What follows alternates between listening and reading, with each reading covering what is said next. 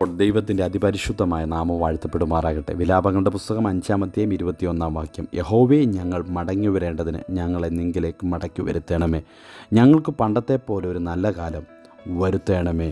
യിരെമ്യാ പ്രവാചകൻ്റെ യെരൂശലേമിൻ്റെ പതനത്തിന് ശേഷം യിരെമ്യാ പ്രവാചകൻ ദൈവത്തോട് കഴിക്കുന്ന ഹൃദയസ്പർശിയായ മനമുരുകിയുള്ള ഒരു പ്രാർത്ഥനയാണ് നാം വായിച്ചത്. യെരൂശലേം നശിക്കപ്പെടുകയും ഇസ്രായേൽ ജനം അടിമകളായി പിടിക്കപ്പെടുകയും ചെയ്ത ശേഷം യിരെമ്യാവ് കരഞ്ഞുകൊണ്ട് യെരൂശലേമിനെക്കുറിച്ച് വിലപിക്കുന്ന ഒരു വിലാപഗാനം ഈ പുസ്തകത്തിൽ നമുക്ക് കാണാം. 5-ാം അധ്യായം മുഴുവൻ അനുതാപത്തോടുകൂടെ യിരെമ്യാവിൻ്റെ പ്രാർത്ഥനയാണ്. അവരുടെ ഇപ്പോഴത്തെ അവസ്ഥ പ്രവാചകൻ ചൂണ്ടിക്കാണിക്കുന്നു. ശുഭകാലത്തിനു വേണ്ടി, ഒരു ഉദ്ധാരണത്തിന് വേണ്ടിയുള്ള കാത്തിരിപ്പാണ് ജനത്തിൻ്റേത്.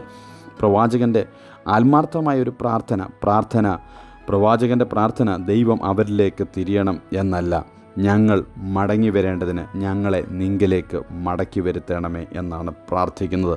ഞങ്ങൾക്ക് നേരിട്ട നിന്ന് നോക്കണമേ. ഞങ്ങളുടെ അവകാശം അന്യന്മാർക്ക്, ഞങ്ങളുടെ വീടുകൾ അന്യജാതിക്കാർക്കും ആയിപ്പോയി. ഞങ്ങളുടെ അനാഥമാരും അപ്പനില്ലാത്തവരുമായി ഞങ്ങളുടെ ആളുകൾ തീർന്നു. ഞങ്ങളുടെ അമ്മമാർ വിധവമാരായിരിക്കുന്നു. ഞങ്ങളുടെ വെള്ളവും വിറകും വില കൊടുത്ത് വാങ്ങേണ്ടി വരുന്നൊരവസ്ഥ. ഞങ്ങൾ തളർന്നിരിക്കുന്നു, ഞങ്ങൾക്ക് വിശ്രമമില്ല. അപ്പം തിന്ന് തൃപ്തരാകേണ്ടതിന് ഞങ്ങളെ മിസ്രയീമ്യർക്ക് കീഴടങ്ങിയിരിക്കുന്നൊരവസ്ഥ.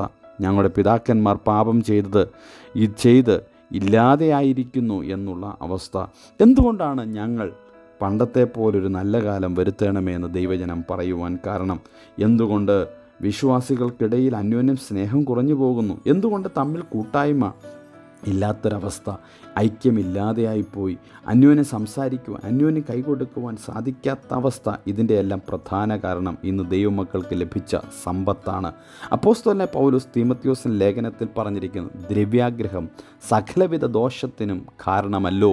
പണം അഥവാ സമ്പത്ത്, ദ്രവ്യം സകലവിധ ദോഷത്തിനും കാരണം എന്നല്ല, പിന്നെയോ അവിടെ പറഞ്ഞിരിക്കുന്നത് ദ്രവ്യാഗ്രഹം, പണത്തോടുള്ള നമ്മുടെ അത്യാഗ്രഹം, അതിമോഹം, ആർത്തി സകല ദോഷങ്ങൾക്കും കാരണമായി തീരുന്നു. തൃപ്തിപ്പെടുവാനില്ലാത്തൊരവസ്ഥ, ഉണ്ണാനും ഉടുക്കാനും ഉണ്ട് എങ്കിൽ മതിയെന്ന് വയ്ക്കേണ്ടുന്ന അവസ്ഥ മാറി ഇന്ന് ദൈവജനം മറ്റു പലതിലേക്കും തങ്ങളുടെ ശ്രദ്ധ കേന്ദ്രീകരിക്കുമ്പോൾ തിരുവചനം ഇങ്ങനെ പറയുന്നു, കർത്താവേ, ഞങ്ങളെ മടക്കി വരുത്തേണ്ടതിന് ഞങ്ങളെ നിങ്കിലേക്ക് മടക്കി വരുത്തണമേ. ദൈവം മടങ്ങി വരുവാൻ, എൻ്റെ അടുക്കലേക്ക് വരുവാനല്ല അവിടെ ആഹ്വാനം, ഞാൻ മടങ്ങി വരണം. എങ്കിൽ കർത്താവിൻ്റെ കരങ്ങളിൽ ഏൽപ്പിച്ച് വിജയകരമായൊരു ക്രിസ്ത്യ ജീവിതം നയിക്കാം. അതിനായി കർത്താവ് നമ്മെ എല്ലാവരെയും സഹായിക്കും.